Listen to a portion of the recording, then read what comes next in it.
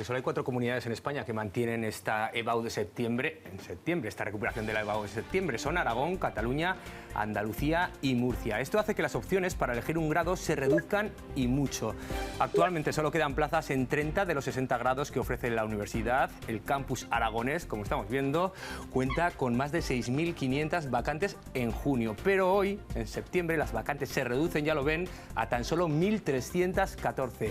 Si analizamos algunos de los grados con más demanda, vemos cómo es casi imposible entrar en estas fechas. Vamos a ir uno a uno. Los más demandados en Huesca, por ejemplo, es medicina, cuenta con 45 plazas, hoy solo hay 4 vacantes y fíjense en la lista de espera porque asciende a casi 1.600 personas las que están esperando para alguna de esas vacantes. Vamos a Zaragoza, donde también la más demandada es medicina.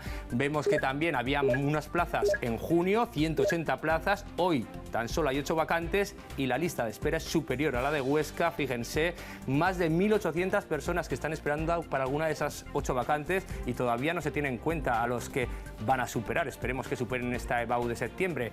Vámonos a Teruel, porque allí la más demandada no es medicina, es psicología, y como vemos también había 85 plazas en junio. Hoy tan solo hay 2 vacantes y hay 222 personas en lista de espera. El resto de plazas se han cubierto por alumnos que hicieron la EBAU en junio y por aquellos de otras comunidades que se examinaron en segunda convocatoria, pero como decimos, lo hicieron en julio.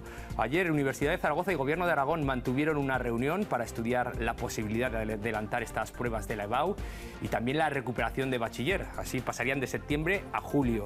La vicerrectora de estudiantes considera que esta situación aquí en Aragón es un agravio para los estudiantes. Nosotros podemos recibir a todos los estudiantes que hayan hecho las pruebas de la EBAU en julio en sus respectivas comunidades autónomas y, sin embargo, nuestros estudiantes no pueden ir. Yo creo que eso es importante porque les estamos quitando posibilidades.